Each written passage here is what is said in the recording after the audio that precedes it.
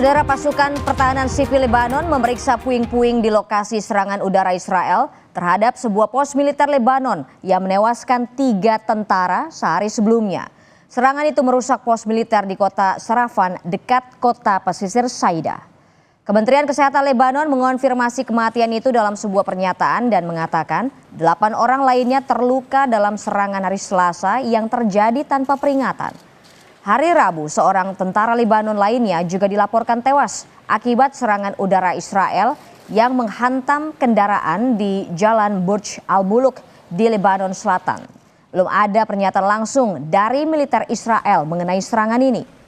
Kedua serangan tersebut menandai serangkaian serangan terbaru Israel yang menargetkan militer Lebanon.